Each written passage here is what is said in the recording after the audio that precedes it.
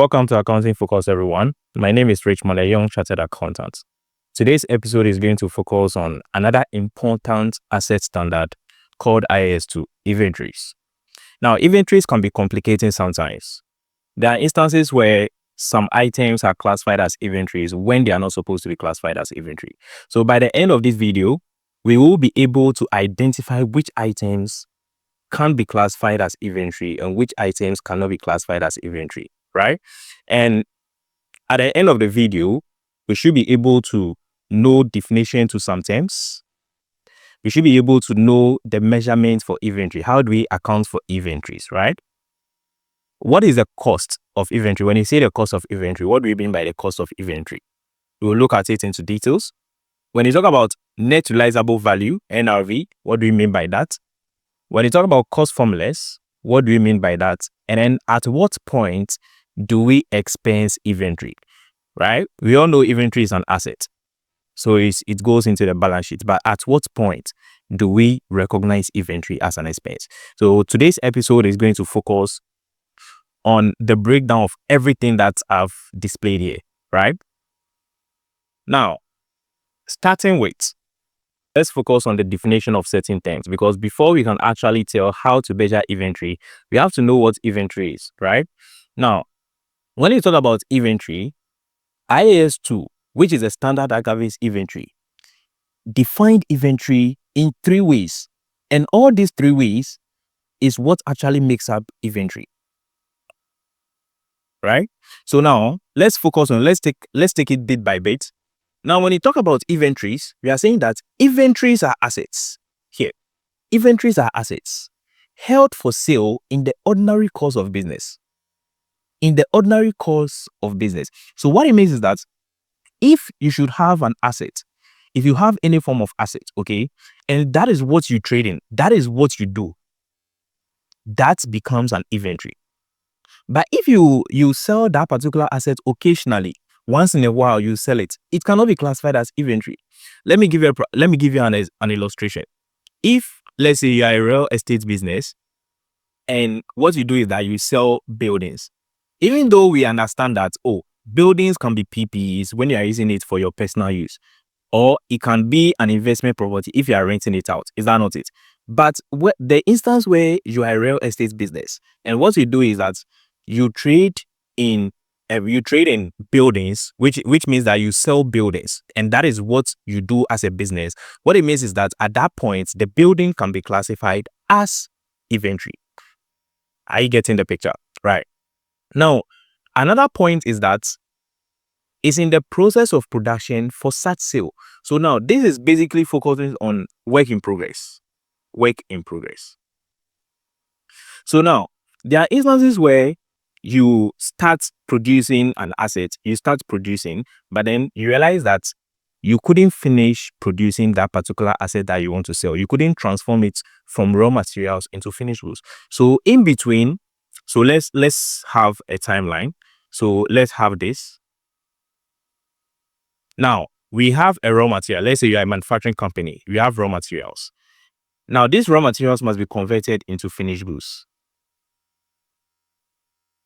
Now, the first point here, which is held for sale in the ordinary course of business, that is finished goods. It stands for finished goods, right? Now, in between raw materials and finished goods is what will give you the work in progress. So if in between you start producing and then you're unable to transform it fully into finished goods, it becomes work in progress, and that work in progress can also be part of your inventory, right? Now, the next point is that it's in the form of materials or supplies to be used in the production process or rendering of service. So what we are saying is that, assuming you are a manufacturing company, you buy raw materials and it is that raw materials that you convert into finished goods. Is that not it? So that raw materials becomes an inventory. So if you go into an example, so this is not examples of inventory. This is the definition to inventory. This is what tells you which items can be classified as inventory.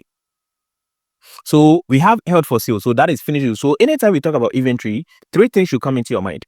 Those 3 things are raw materials, work in progress, and then finished goods.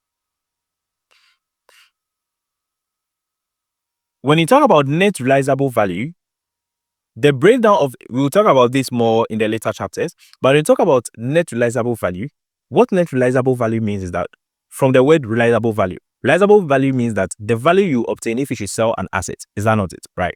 So now when you talk about net means that any form of direct expenses that is related to the selling of that particular asset, all significant items, all significant components that, all significant expenses that must be deducted from the selling of that asset must be done. If this is done from the realizable value, then we treat it as what? Net realizable value. The realizable value is like your selling price. So if you say, okay, I want to sell this particular mobile phone for 20,000. Now, in form of direct expenses that will be associated with you selling that particular asset must be subtracted. When this is subtracted from the 20,000, it gives you the net realizable value. So I have a quick question here to aid to actually test your understanding of what we've discussed so far. So you are saying that Maureen EY Limited started business on 1st January 2017. The entity trades in the production, purchase, and sale of furniture. During stock count at the end of the reporting period, 1st December 2017, the following items were available. So at the end of every year, what companies do is that they conduct a stock count, right? This stock count is not just done at the end of every year. It could be done on weekly basis, it could be done on monthly basis. But the year has ended. They have to prepare a financial statement. They have to be ascertain the closing stock, right? We're also told that they are in the production purchase and sale of furniture. Required. Which of the items qualify as inventories at the end of the year 31st December 2017? Which of the items qualify as inventories at the end of the year 31st December 2017? So we have number of completed furniture, boxes of bulbs, we have furniture in the process of production, and then we have unused computers. So which of these can be classified as inventory or can be classified as our closing stock? Now, because they deal in the production, purchase, and sale of furniture, what it means is that this completed furniture is a finished goods. So it will be classified as inventory. So we are going to add this. Now, boxes of bulbs. Now, these are consumables that will aid in the production, the purchase, and sale of furniture. So we are also going to add it. Furniture in the process of production. In the process of production, it is not fully converted into a furniture yet, right? Into a finished good yet. So it becomes a work in progress. Now, unused computers. The production, purchase, and sale of furniture, what do they need computers for? They don't need it for anything, right? So what it means is that these three items are the only things that can be shown as inventory. And I hope it's clear. Now, categories of inventory. So if you should go into exams and they ask you, what are some categories of inventory? What are some examples of inventory? What are they? So we have merchandise. That's goods bought for resale. Now, when you talk about goods bought for resale, a practical example is taking a supermarket. Take Melcom, for instance. When you go into Melcom, you realize that there are all kinds of different products there. Is it Melcom that produces it? No, they don't manufacture those products. They bought it, and then so they are buying it from the manufacturers, and then they are selling it to the consumers. Is that not it? So they are more like retailers. So this merchandise goods, anytime we talk about merchandise goods, it can be an example of inventory. Are you with me? Now, when you talk about production supplies, the production supplies could be fuel, oil. So take manufacturing company example.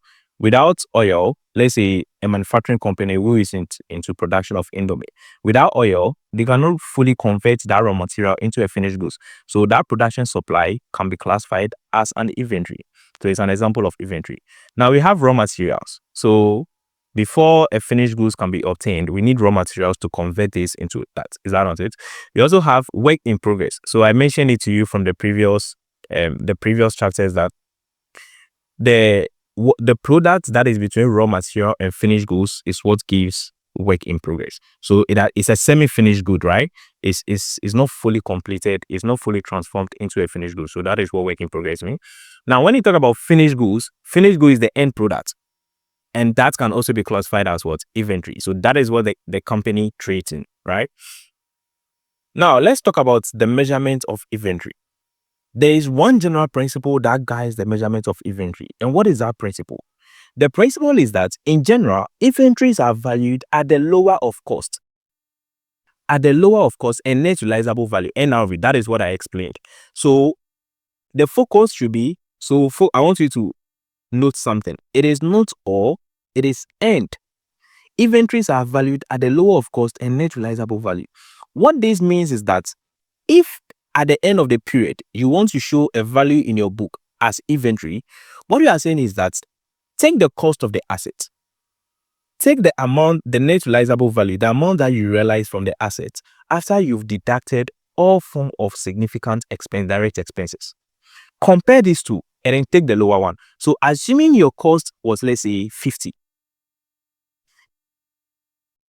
okay, and then the net realizable value of that particular inventory is 30, you are saying that go for the 30. The opposite is true. Are you getting the picture? Right. Now, this measurement has exceptions.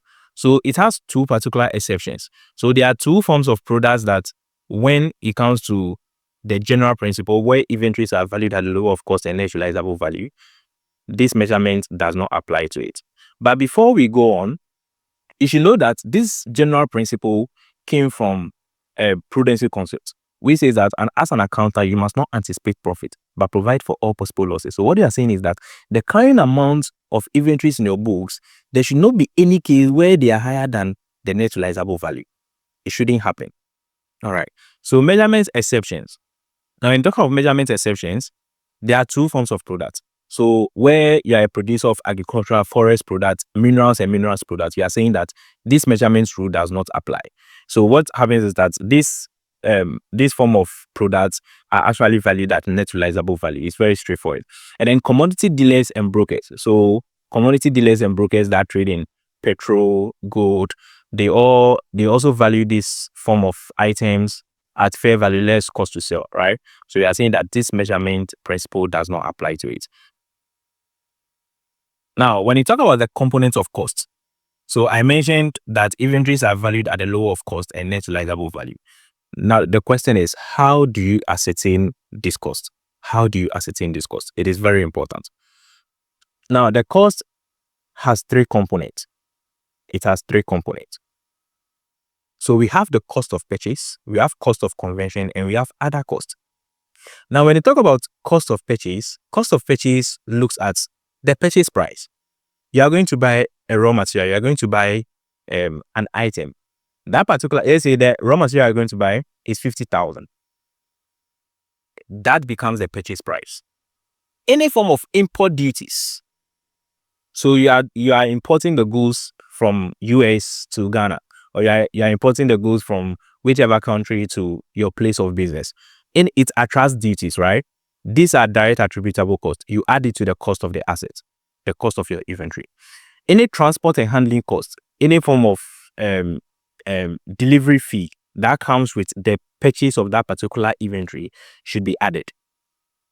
Now, when you talk about cost of conversion, the cost of conversion is looking at direct labor, direct material, and then overheads, production overheads. Now, when you buy the raw material, let's say you bought flour, you want to produce bread, you bought flour. Now, this flour that you bought must be converted into the bread. It cannot just be there and then it will have its conversion into bread. What happens? We incur some labor costs. Is that not it? So before you can convert this one, before you can convert the flour, you need workers to transform these products, this raw material or this flour into the bread. So this forms part of your cost of. Now we also have other costs incurred in bringing the assets to its present location and condition. So any form of other cost that you incurred in bringing the assets to its present location and condition, to its present state or to its current condition, then all form of those direct attributable costs should be added as a cost of your inventory. Now, there are instances where certain costs arises, and we are saying that those costs that arises does not form part of your cost of inventory. And what are they? we have abnormal waste. Now, what you have to know is that during production, every production has an estimated normal waste. So with every production, we estimate that, okay, we are going to lose an amount of material, right? So we have made an estimated normal waste. But when it turns out that you are having abnormal waste, it exceeds the waste what you have estimated for. It becomes abnormal. What it means is that there is inefficiency, and those inefficiency is what brought about the abnormal waste. So we cannot add it to the cost of the asset. Now we have storage cost. Now we are saying that assuming you should finish producing the goods, finished goods, the cost that you incur in storing it, do you have to add it to the cost of the asset? No, we don't add it to the cost of the asset. But include those necessary in the production process. Assuming it becomes necessary that your work in progress should be stored before transforming it into a finished goods, then that cost can be added. That is the principle. Now we also have administrative overheads. We don't add it. Selling cost. Why do you have to add selling cost to your cost of the asset? You are done producing it. You are going to sell it. You don't have to add it. That cost would be treated under NRV. Interest cost. So where you buy the asset and you don't make an upfront payment, you don't pay with cash at the moment, and then you try to defer it. Now sometimes this deferment comes about in reality. What happens is that you are deferring it. They will tell you that, okay, the cost of the asset is 50,000. If you tell me that you are paying it let's say in 2 weeks time, then it will come, let's say I'll increase the cost from 50,000 to 55,000. The difference is an interest component which must be expensed. I hope you are getting it. So it does not add up to the cost of the asset. So that becomes exclusion from cost. So this is a practical question. Brilliant Trading Corporation purchases motorcycles from various countries and exports them to Europe. Brilliant Trading has incurred these expenses during 2009. Let's focus on the requirements. Brilliant Trading Incorporation is seeking your advice on which costs are permitted under IS2 to be included in the cost of inventory. I think from everything we've explained, you'll be able to answer it. But still, let's go through it together. So we have cost of purchases. Now, the cost of purchases, obviously, will add up to the cost. So this will be treated as cost, which must be included in the cost of inventory. So this is one. Trading discounts on purchases. Any form of discounts that is associated with your purchases must be included. Now, what you have to know is that this will actually reduce your cost. Why? Because you are subtracting it. It's a discount. You have to subtract it. Import duties. That is part of the cost of purchases. So any form of direct attributable cost, we must add it. Freight and insurance on purchases. So freight has to do with delivery, the amount you incur for the asset to deliver to you. Now, insurance on purchases, let's assume that you are importing your goods from a different country to your place. Let's say by sea. Now you have to insure these goods, because there are instances where these goods could fall out into the sea based on any form of accident or mistake or whatever that could happen. Now, what you have to know is that if you had not purchased this good, you wouldn't have incurred this insurance cost. True or false? So you must add it. Other handling costs relating to the imports, you must add it. Salaries of accounting department. This is an administrative overhead. It's not directly related to the purchase of this inventory at all in any way. So we can't add it. Brokerage commission payable to indenting agents for arranging imports. If not for the fact that you were buying these assets, you wouldn't have incurred this cost. We'll add it. Sales commission payable to sales agents. I told you that any form of sales expenses that comes, we don't include this. After sales warranty cost, we don't include this. So what it means is that this particular item, so easy, if you have understanding of the standards, you can become a consultant. Now, cost formulas. Now, why cost formulas? Now, there are instances where when you are selling your assets, the cost of that particular asset must be expensed. But the question is, what value do you show as the expense component? It must be taken to your cost of sales. What value of the asset do you show in the statement of profit and loss and that cost of sales specifically? Now, we came up with a question that are the inventories not interchangeable? Are the inventories not interchangeable? Are the inventories not interchangeable? So we either answer it with yes or no. Now, if they are interchangeable, then we use, if they are not interchangeable, then we use a specific cost. But if they are interchangeable, then we use cost formulas like FIFO, weighted average. Now, when you talk about specific cost, let me give you a practical example. Let's say you are into the trading of cars, right? Now, you know that Rolls-Royce is not the same as Benz. Rolls-Royce is not the same as Benz. So if you are selling Rolls-Royce, the cost of Rolls-Royce will not be the same cost as what? As the Benz. Are you getting the picture? So if you should sell Rolls-Royce, you know that, okay, Rolls-Royce is 50,000. I bought it for 50,000 and that is what I have in my books. So if I'm selling it, that 50,000 can go under the cost of sales. You cannot say Rolls-Royce and Benz are the same. So you are using a specific cost. But where the goods are interchangeable, let's take nails. Let's take nails. Let's use flour. Now, flours are the same. Even when they are in different bags, so far as they have the same kilograms, they are the same. You can use them interchangeably. When you take nails are the same. You can use them interchangeably. So we are saying that, how do you value them? So we can either use the FIFO method or the weighted average method, and it all makes sense. Now, let's talk about net realizable value. Now, when we talk about net realizable value, I explained it in the lecture chapter that net realizable value in general understanding, you are going to sell something. The amount you get from selling that asset or from selling that particular item is called the realizable value. But any form of significant cost that you incurred before you sold that asset must be subtracted. When it's subtracted, it becomes net realizable value. So that is the principle. Now, when you take NRV, you are saying that is the estimated selling price minus estimated cost of completion minus estimated selling cost. So the estimated cost of completion comes in if you are working with work in progress, and you know that that work in progress must be completed. It must be completed into the finished goods before you can actually sell it. And then the estimated selling cost, sometimes when you talk about selling cost, it could be advertising. So you have to advertise that particular product before you can sell it. All those costs incurred must be subtracted.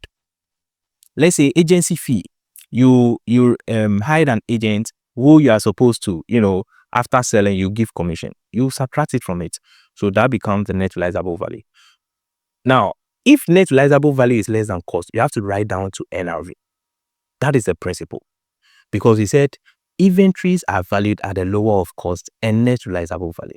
And I'm going to take a practical example where I solve to explain these principles. Now, at what point do we recognize inventory as an expense? So we are saying that when inventory is sold, the current amount of inventory should be recognized as an expense when the related revenue is recognized. Let me give you a practical example. You have inventory in your books of, let's say, 50,000. That's your closing value. That's your current amount in the books, in the statement of financial position. Now, when you sell this asset, what should be the double entry principle? So we have debits, and then we have credits. If you are selling this asset, what it means is that the inventory is reducing. So what do? You credit your inventory. So where does the corresponding debit entry goes? The corresponding debit entry goes to your cost of sales. That is all. So when you are selling the asset, you must credit your inventory, and that component or that cost in your books should be treated as cost of sales. And that is the double entry principle where you can recognize inventory as an expense. So that brings us to the end of inventory. This is a breakdown. This is a simplified principle for you to guide you in how to classify, account, and show inventory in your books. If you like this video, kindly tap on the like button. And then if this is your first time, kindly subscribe, share it to your friends so that you can get access to these free tutorials, right? Until then, we call it a day. Bye.